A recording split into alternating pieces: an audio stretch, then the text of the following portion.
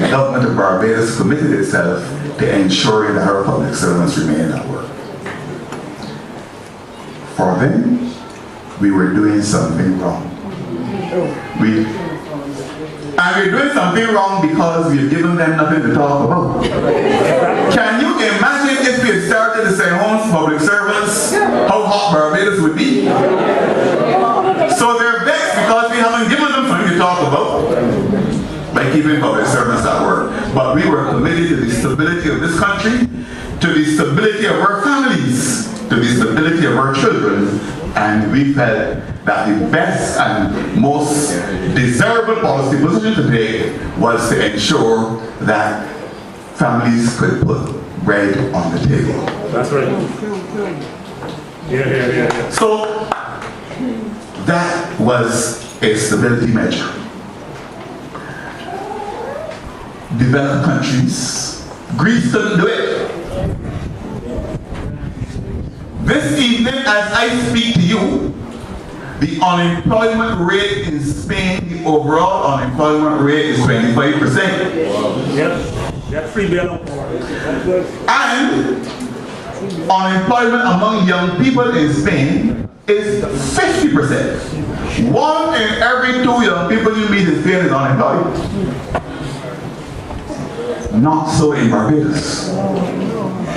And in fact, the Times newspaper recently carried an article sometime last week that people are now leaving developed countries and emigrating to developing countries because conditions and prospects in developing countries are now better than in the developed countries in which they are living. People are leaving Portugal and going to Brazil. People are leaving Spain and going to other parts of Latin America. People are leaving France and going elsewhere as well. We kept things stable here in Barbados. And I don't have to apologize to anybody for that.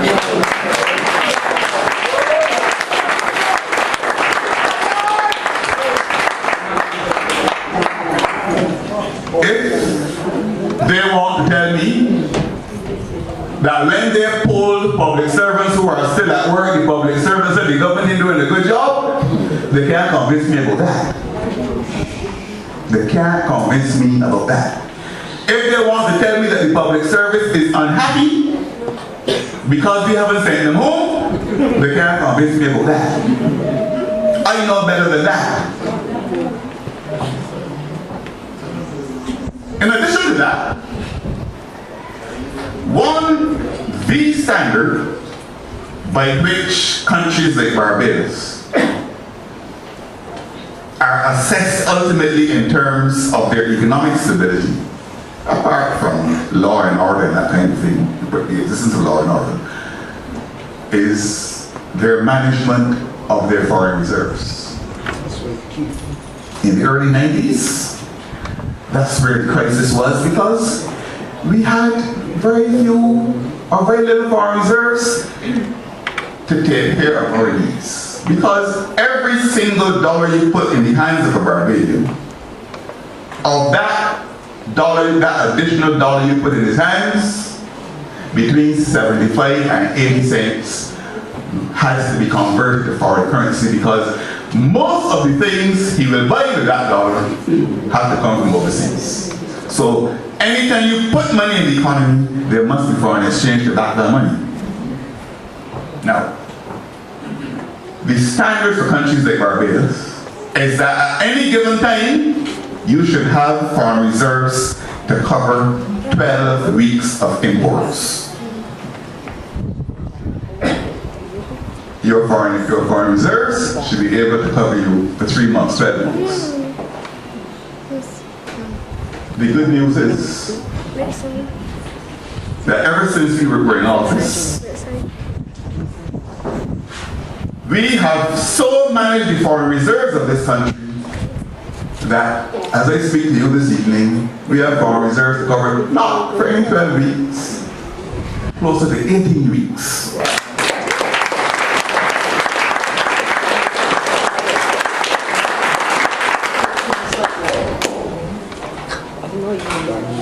That is why the government of the central bank could say with confidence, and that is why we can say with confidence, that the economy of Barbados is stable. Because we have managed our foreign reserves competently and maturely. Don't forget, when we were in opposition, they said that we couldn't manage any economy because we didn't have any economists. They said that they had Master.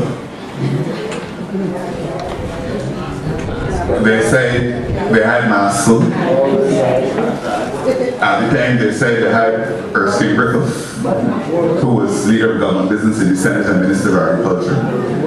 And they said that they had Tyrone Barker. And then they shocked the country by saying they had Anthony Wood. Because until they said that, nobody knew that he was an economist.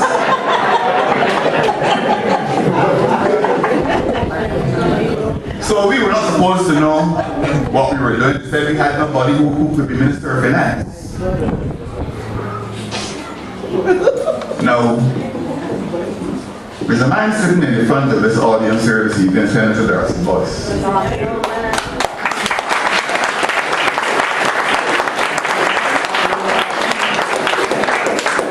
Darcy Boyce, Prime Minister's office now, does an excellent job in helping us with the pursuit of our renewable energy programs and our international business and our telecommunications and so on. But let me tell you this. When first class honors in economics were not plentiful,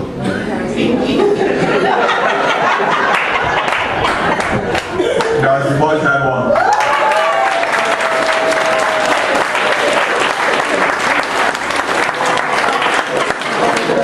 Nowadays, you can, they're wrong, you can get them all a penny.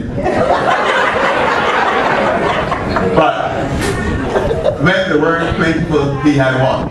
And they said that we had appointed the wrong governor of the central bank. But even before Darcy Boyce got his first class honors in economics, the United World had one.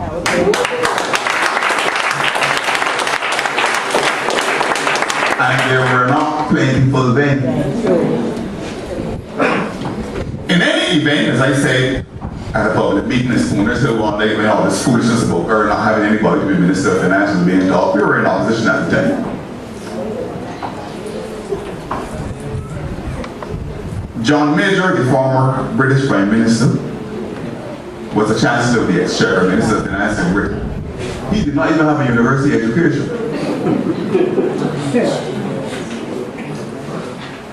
James Callaghan was a former Prime Minister of Britain, but before he became Prime Minister, he was also a Minister of Finance in Britain, the Chancellor of the Exchequer. He didn't have a university education either. Dennis Healy, who is still described today as the best Prime Minister Britain never had, was Chancellor of the Exchequer, Minister of Finance. But at Oxford he got first class honors in Latin, Greek, and ancient history.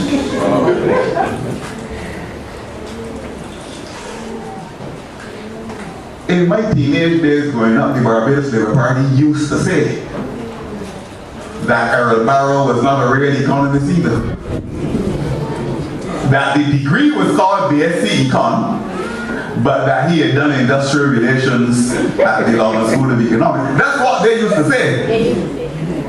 But he was the best Minister of Finance Barbados ever had.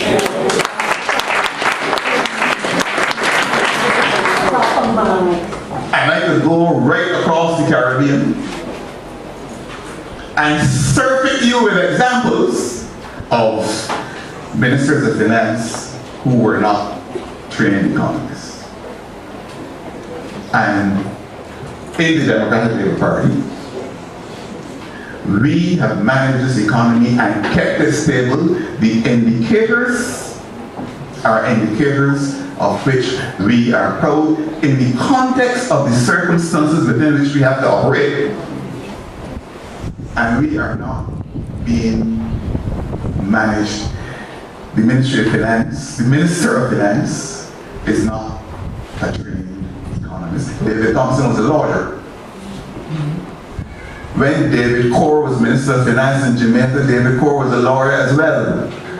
When Michael Manley was Minister of Finance in Jamaica, he was a lawyer, he was a political scientist.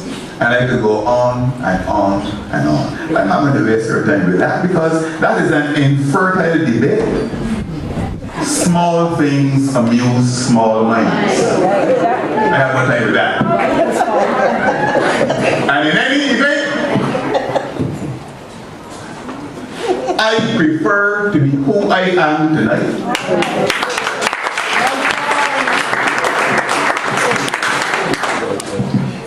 You can see me wishing that I were out.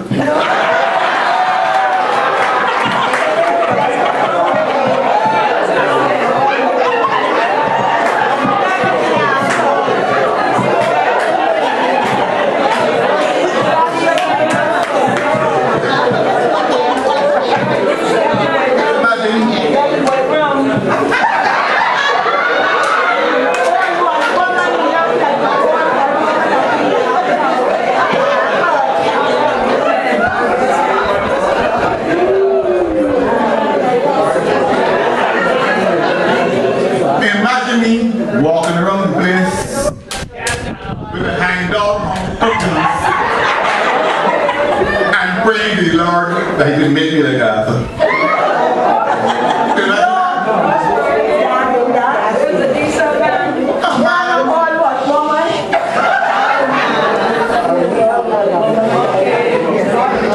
A man who stood up on the floor of the House of Assembly in 1993. And basically announced to Barbadians that he was finding politics too difficult. And that they were listening to him for the last time in his budget debate, in that budget debate, because by implication, politics wasn't paying him enough. And he had to go to look for employment to look after his family.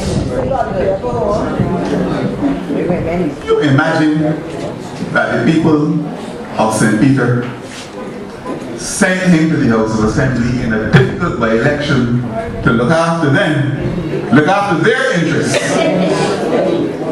And they had to sit down in St. Peter and hear him say that even though they sent him there to look after their interests, he was more concerned about his. And his party, because it was so intellectually bankrupt, could not afford to lose it at the time.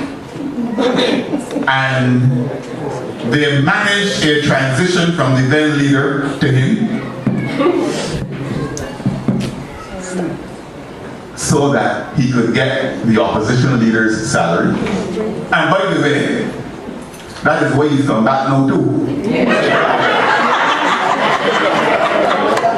Don't worry to think that this coming back is out of any big set of high-mindedness. There were two calculations.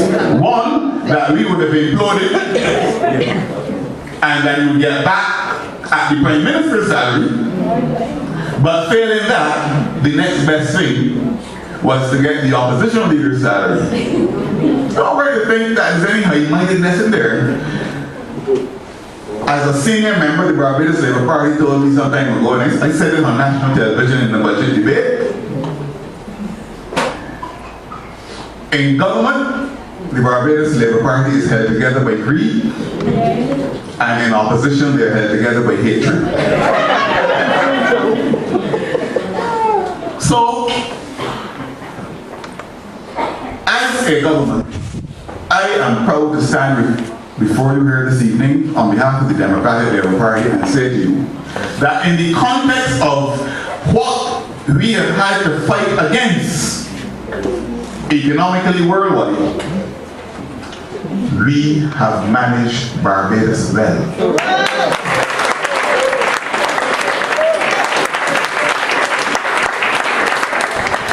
I passed by Tree Houses Park this afternoon on my way from the Barbados we were to the Barbados, now we were from the Barbados. Saw thousands of Barbadians up there.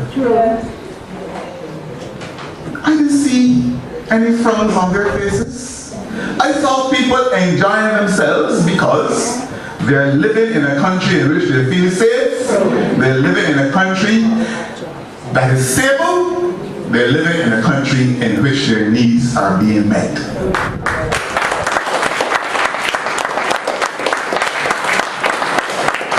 So, economically, we have passed the test in the context of the circumstances within which we have to operate. We want to bring unemployment down. We are around 11% at the moment, but I said Spain's at 25, and the United States is still hovering around over 8, we're on 9, and of course other countries, I think France is around 10. We want to see that come down. No politician worth his salt wants to see people who want jobs not getting them. But present circumstances are difficult. What we have done though at the social level is those people who are unemployed, who've lost jobs very often in the private sector,